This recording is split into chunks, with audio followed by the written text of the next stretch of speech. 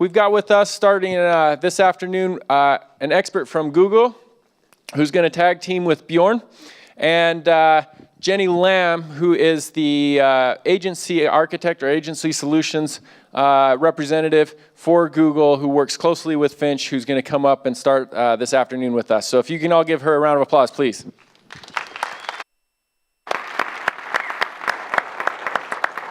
Hi, everyone. How's everyone doing? Good, good. Really excited to be here. As David said, my name's Jennifer Lamb. I'm an agency account strategist, and I work with our premier agency partners, such as Finch. Really excited today because what we're going to be talking about is probably the most important thing, I think, which is, go back, attribution in AdWords. Does this stuff work? How does it work? And what are we measuring to actually define success? So to kick things off, I actually want to start off and say, Google's kind of been doing it wrong for 15 years. We have finally started to update and rethink how we're measuring for growth and opportunity at Google, and I'm really excited to share that with you all. Traditionally, legacy way of thinking about attribution has been all last-click modeling. So that last point of contact and that last touch point that you saw from a keyword, display ad, what have you, that's been the one that's gotten all of the credit. We don't think that's right. In the past, it was pretty simple. The purchase path back in the day, take for example buying a car, started with a quick Google search for a minivan with a side camera. Then maybe you found out that you wanted that Toyota. Okay, great. You do a search for Toyota. Then finally you go for Toyota dealership. Super easy, super simple, all taking place on your desktop, and it was very easy to chart the progress to that buying point. Well, today, as you all know, things have gotten a little bit more complicated. There's a few more twists in the road, a few more turns. The average person today when buying a car does 139 Google searches. They look at 14 YouTube videos, 89 images, 69 dealer interactions, and finally, my favorite, 186 manufacturer interactions. That's crazy. That has gone from 3 touch points to over 300. Now, the question that we also have to look at is that 71% of that took place on mobile. So not only are we cross-device, cross-channel, and cross-platform. Totally different landscape than what we were looking at before. So the question is, do your success metrics reflect the new consumer landscape? And we want to make sure that they do. Because in the past, if you're using that old last-click attribution model, you're limiting your opportunity, and you're not fully understanding where there's growth potential. So my new challenge to all of you is to rethink your growth strategy and follow this mantra. Measurement is not about limiting potential, but it's about finding opportunity. So if you look at that new consumer path, let's not hedge away from the images and from the video searches. Let's use that data. Let's track the key pieces and key opportunities for growth that we can use in order to expand and find the right person at the right time. So to do this, I'm going to have you ask yourself 3 questions. What matters, what's working, and what's possible? And Google's going to help with one of those. So for what matters, what you all really have to understand is your business objectives. At the end of the day, what's your bottom line? What's going to be profitable for you? What's going to deliver the most success for you as a client? Second, know what's working. Okay, this is where we need to use new tools, and this is where I'm very excited because Google has invested a lot of time and energy to update the tools that we have, so you're not just looking at last click anymore. You're looking at the full funnel. You're looking at the full progress from start to finish.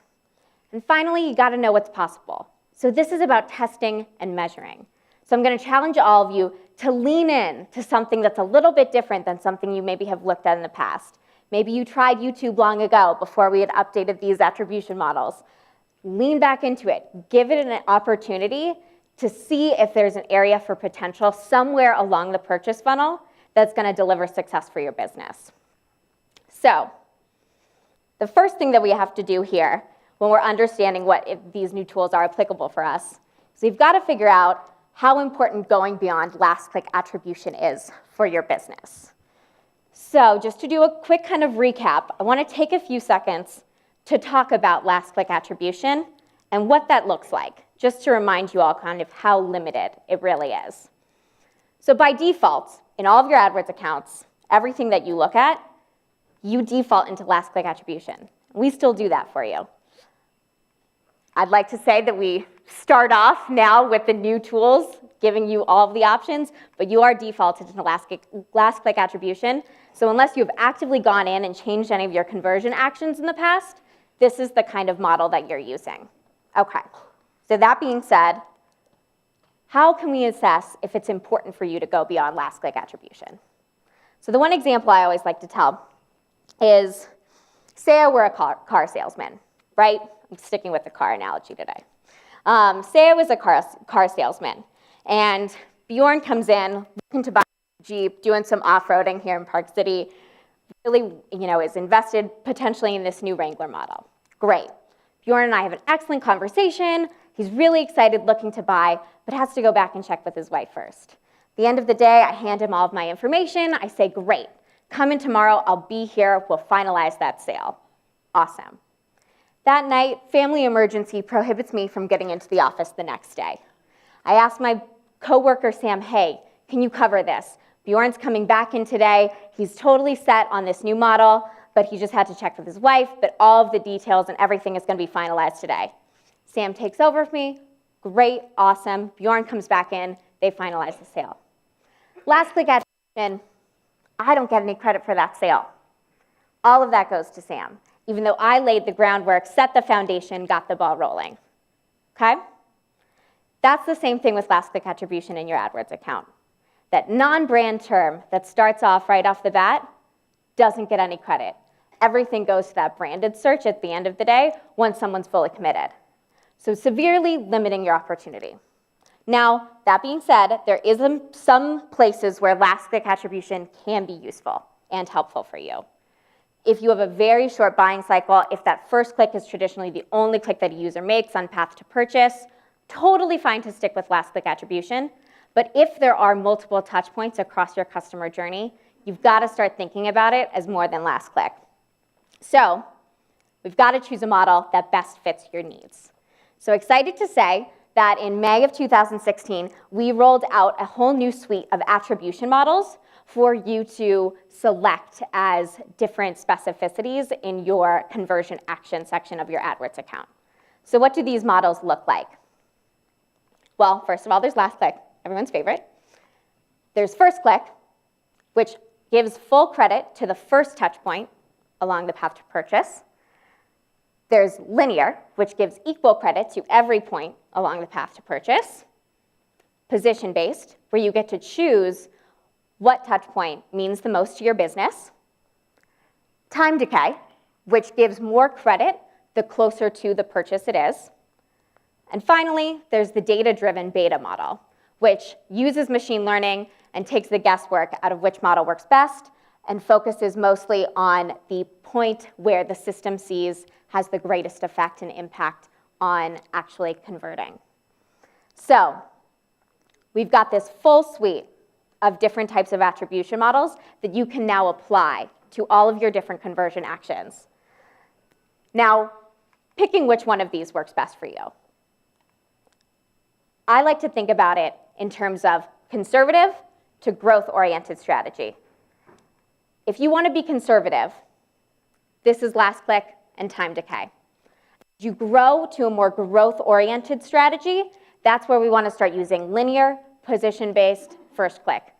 Data-driven falls somewhere in between. It uses all of the data that you have to pick which point along the purchase path is going to mean the most for you as far as conversions go. So when you are coming up and when you are looking at your conversion actions, start to rethink. Because what got us to this point isn't going to take us to the next point. If we want to be growth-oriented, we've got to start thinking about attribution in a different way. And with that, I'm going to hand it over to Bjorn, CEO of Finch, who's going to jump into profit-driven models. Thanks, Jenny.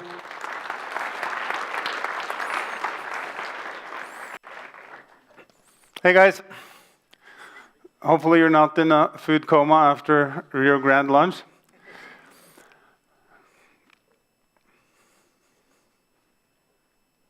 Let's see, get this to the right ones. So I'm going to talk to you about programmatic advertising, and traditionally that's been used for display advertising. What programmatic means is to use software to identify very specific click profiles and audiences. And the past 15 years, I think it was October last year, Google AdWords had their 15th anniversary. The first 12 or so of those years, the ad looked pretty much exactly the same. You could pick between the different match types. But then, with all the innovation that's happened in this space, so we're talking about shopping, how that has evolved, how we're talking about audiences, how we're talking about different devices, all of a sudden, that one click that you buy has a lot of attributes to it. And that complexity can be an incredible asset when you compete for the most profitable clicks, or it can be a downfall where if you don't take advantage of that information, someone else will. And we chose to work with Google in this presentation because when you start automating things, you all heard the expression garbage in, garbage out? All right, so when you start automating things, if there's good quality of the stuff going in, then magic's going to happen. If there's bad stuff going in, then there's going to be bad stuff coming out, right? So Google has 3.5 billion searches per day. And it's the biggest marketplace on the planet for people that are in the buying process. These are people that are proactively typing in the Google search box to find what they're looking for. And so you could potentially bid for all of those 3.5 billion clicks, but that's not really feasible, right? So you got to figure out which of these clicks are the best for my company and which are the ones that are going to earn me profit. So as you start looking at that, for every one of those 3.5 billion searches, there's one search results page, which means there's one transactions to be had. And there are many sellers that compete for that click. And so you got to figure out which of these clicks do I want to compete for? Because not all clicks are profitable. But what if you knew which clicks were profitable? And that's kind of what we're going to get towards. Everyone that spends money on Google or on Bing or any other online search engine, they want what in return? They want to make money, right?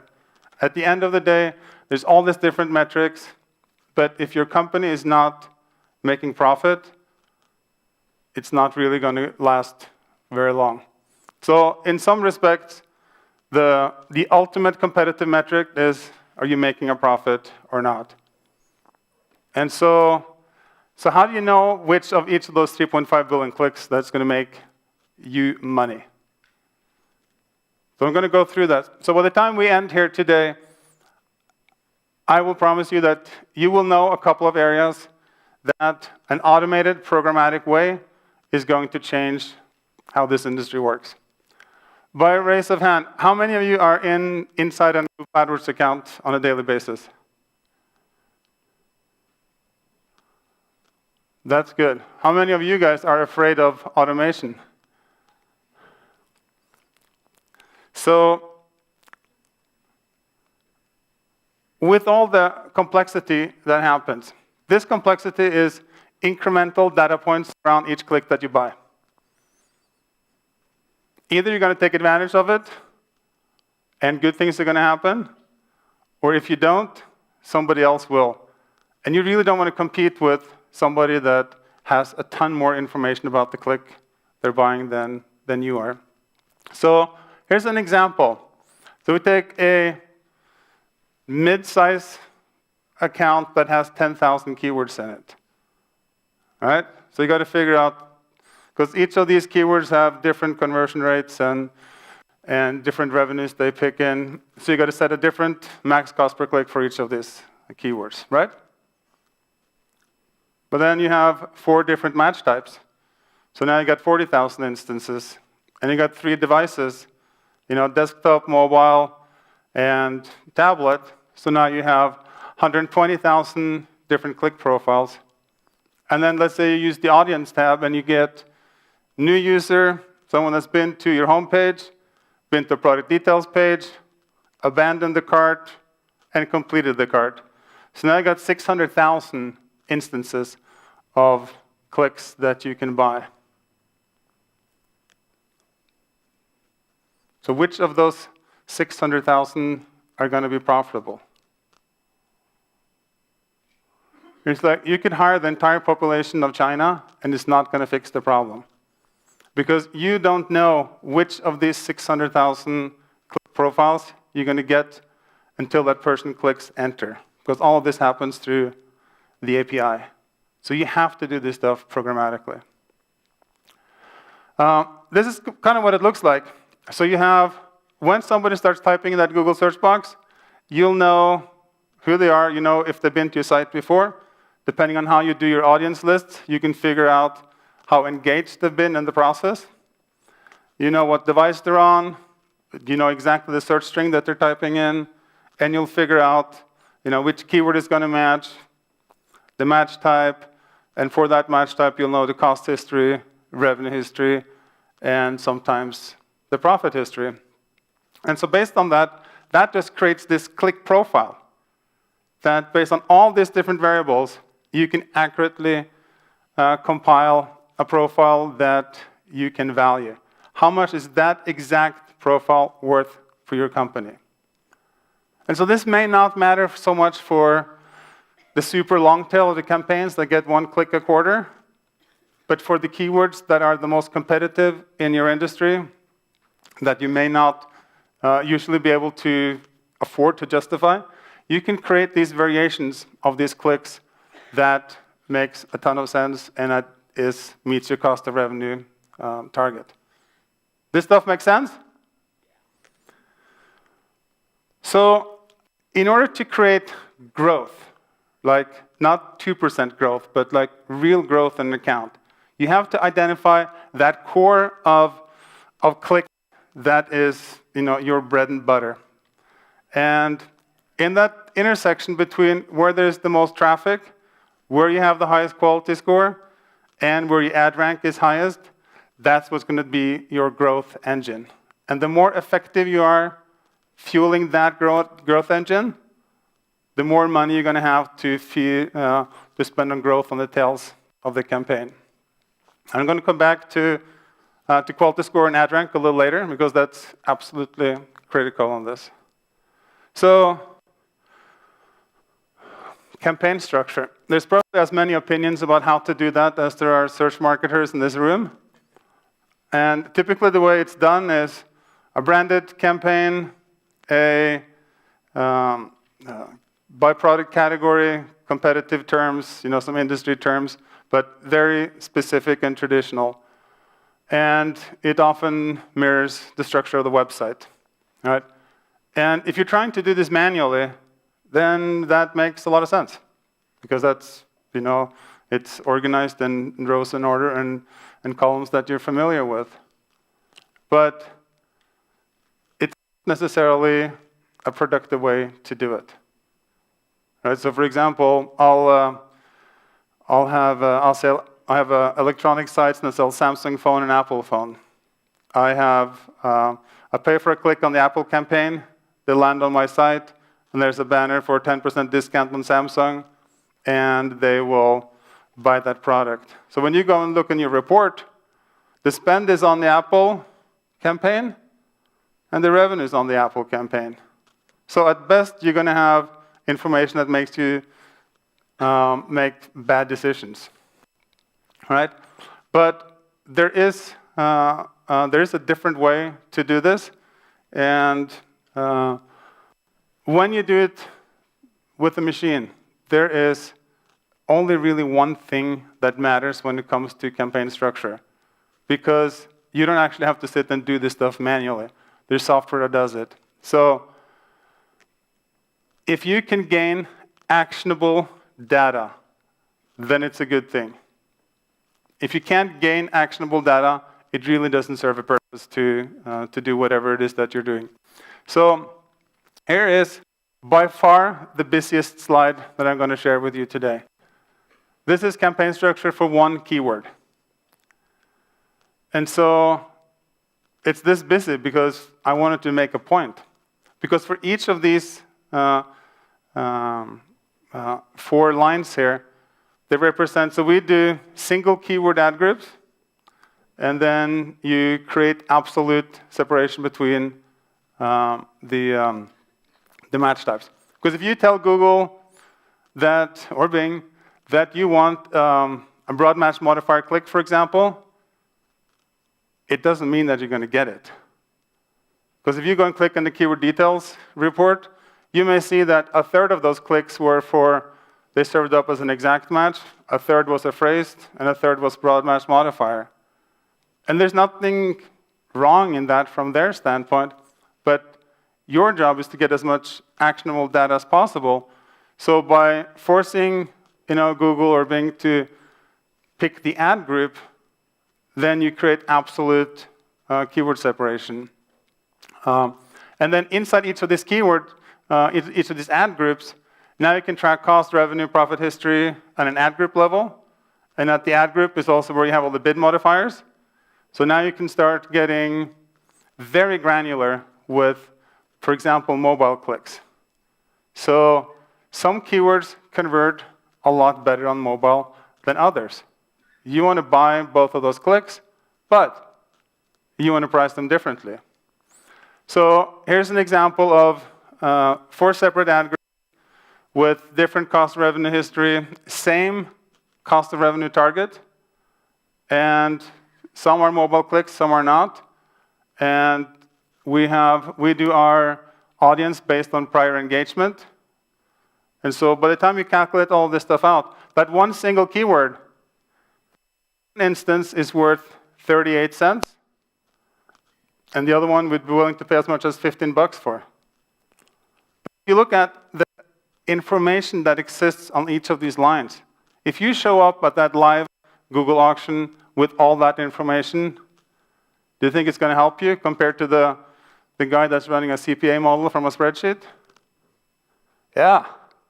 And that's what this is all about.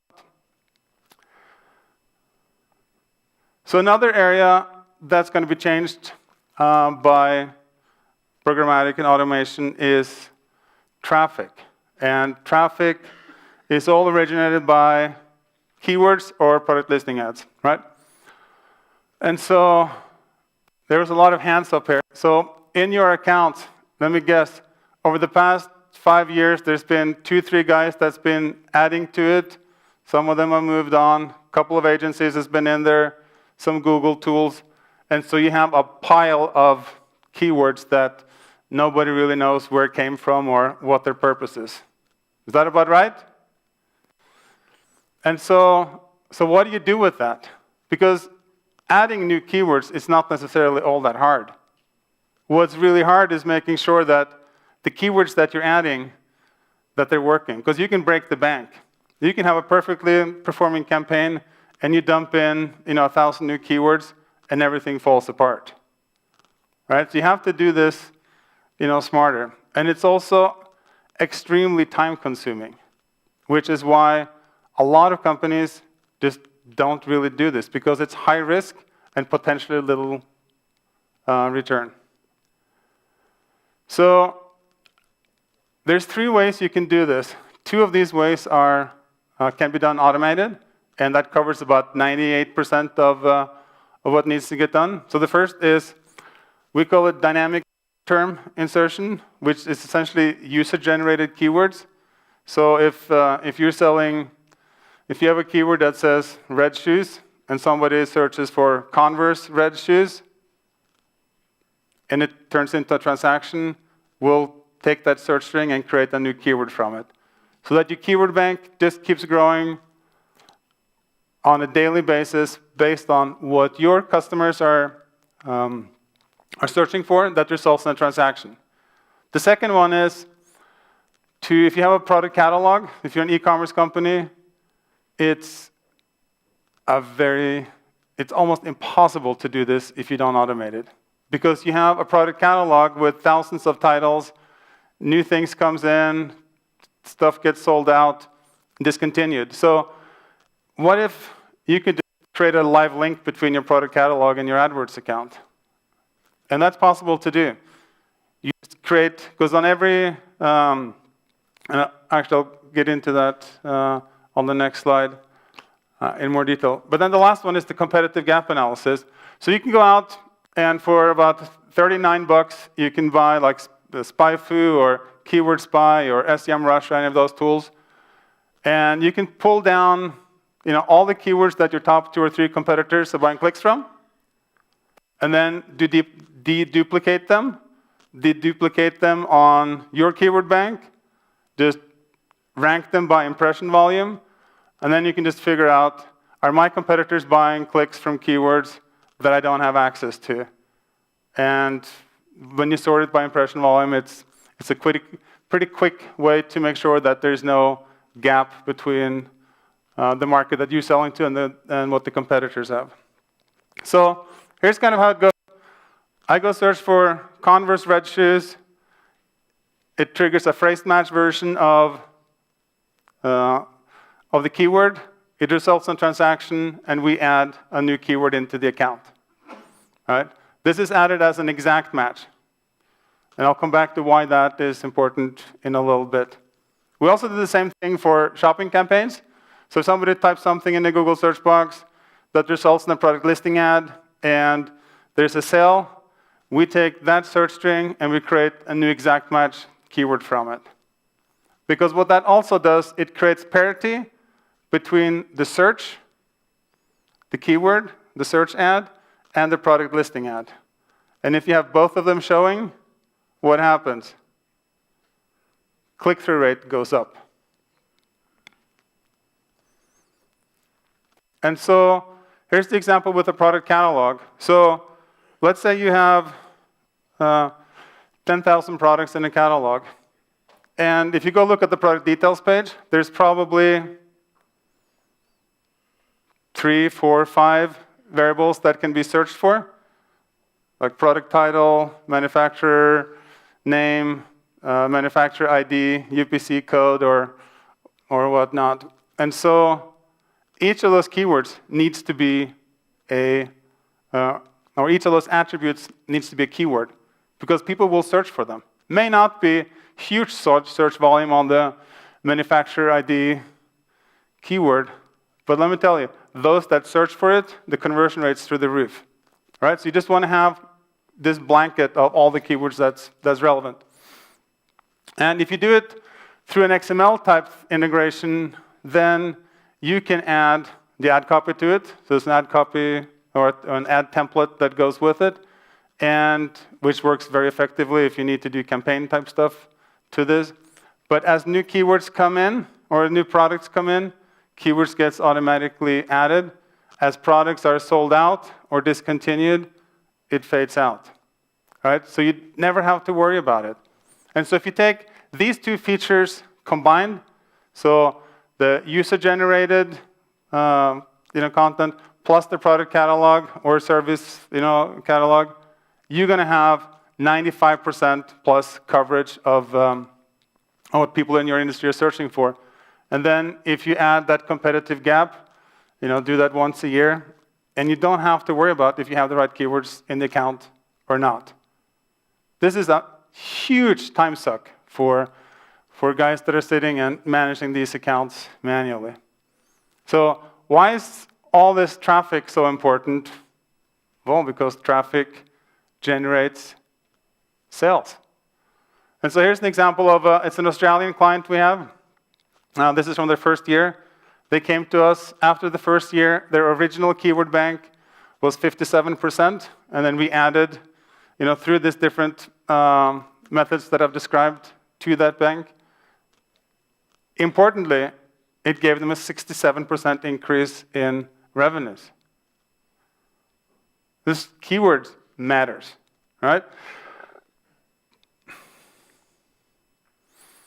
Quality score, the black box of Google. It may not be so black. And this may be the holy grail of our industry today, is to influence quality score. And there's a lot of bidding engines that exist out there that focus on setting the bids. Most of them are usually a slow race to zero, because you just keep bidding things down because you don't have stuff that energizes the campaign.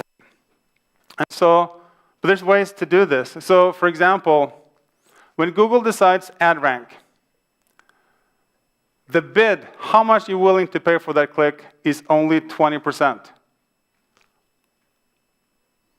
It feels a lot more when you're setting that max cost per click. It's hard cash going out, but it's only 20%. Quality score is 70%. And it kind of makes sense, because the more frequent an ad gets clicked, that's probably the bigger driver than the actual bid behind it. So, as always, if you ask yourself the question, how does Google make more money? You usually figure out how this stuff works, right? And so, if quality score is 70%, how do we influence that? Well, 75% of quality score is click-through rate. So can we automate click-through rate?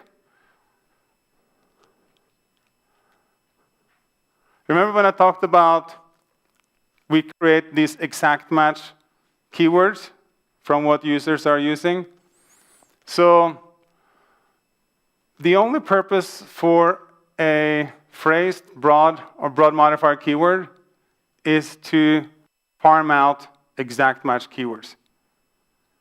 So in the campaign structure we had, there's a phrased match version of a keyword. Let's say that the Converse red shoes triggered a phrased match version. We'll create a new exact match for Converse red shoes, and we'll leave a negative behind in the originating ad group. So now we have it isolated. And so that the next time somebody comes along, they're going to get served the exact match version of that ad. And why does that matter? Well, exact match is the golden click. Why? Because it has a higher conversion rate, so it takes less clicks to get the conversion, so you're willing to pay more for that click. That higher bid will drive position, and with position comes ad extensions, ad features. It's also 80% of the clicks comes from the top 3 ads, right? So you kind of have to be there. And position drives click-through rate, and click-through rate is 75% of quality score, which is 70% of ad rank. So by fueling these exact match keywords into the account, you've created what we call the Google cycle of goodness, because good things comes from this. It's exactly what Google wants. It's exactly what the buyers want, because the relevance factor goes through the roof. And when your quality score goes up, how much you have to pay for that click drops. Everything else relative. This make sense? All right. So lastly, I'm going to talk about predictive bidding. And so we're talking about, how do you know how much the next click is worth? Wouldn't that be nice if you knew that for sure? I mean, you can never really be for sure, because then it would be guaranteed bidding. But this is predictive bidding, right? And so it's about reducing risk, and it's about doing things. So if you think back what we talked about, we've talked about exponential complexity. The variables around the click keeps growing and keeps growing and keeps growing. And so you got to find a fine balance of when is it too granular, it gets 2 impressions every 6 months, or when is it enough that, that you can work it. But that complexity, if you use the data right, it becomes incredibly valuable information that you can carry with you. In order to isolate all those variables, you have to architect the account so that you can create separation between all these variables. And once you have that done, then you can worry about, okay, let's pile more relevant traffic into this. Because now you've figured a way where not only can you add keywords to the keyword bank, but you've figured a way to do it where it's very, very low risk, and it doesn't put you at the financial exposure. And then at the end, you also figured out the quality score. So you can keep buying clicks, and if you do this right, you will start paying less and less for these clicks. And so back to the example from the previous slide, if you do this right, you can be laser accurate on setting the max you're willing to pay for that click. And not only have you been able to determine the value of the next click, but through all these 4 components working holistically together, not only are you able to exactly value the click, but you're influencing the value of the future clicks. And that's really the difference between a so-called bidding engine or an automating way to do it, to taking a holistic approach to this and execute programmatically. Sounds good? Do you think it works? I got a couple of examples. So these are not our outliers that are like crazy 10,000%, but these are typical things that we see in when doing this. This is a search campaign, business-to-business service, been live for 132 days, and 63% increase in revenues and 17% drop in cost. Shopping campaign, outdoor sports category, these numbers look good. Search, hobby category, this is actually a local company, and they don't want me to share their names. Neither of these guys want me to share their names. I wonder why. And so these things work, because what happens is you're competing with people for that one click, and you're showing up with so much more information that you can be laser accurate in terms of, I want that click for that price. I do not want to buy that click because it's going to, instead of adding to my profit and my revenues, it's going to drain it. All right? So you can align your spend with where the revenues and the profits coming from. So again, the complex data that exists, if you take advantage of it, it's a complete game changer. If you don't, at some point you're going to have to, because this industry is changing with it. The second area is campaign structure.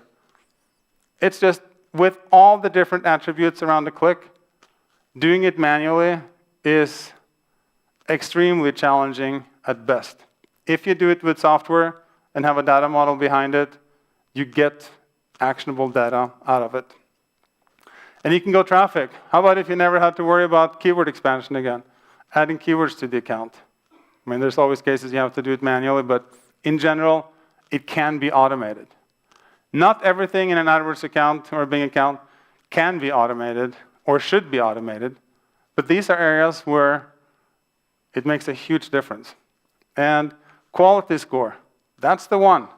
So Google, about a year and a half ago, Google went on record and said, of the 15,400 agencies that I have in the partner program, we consistently ranked #1 in terms of average quality score for our clients on the clicks we buy.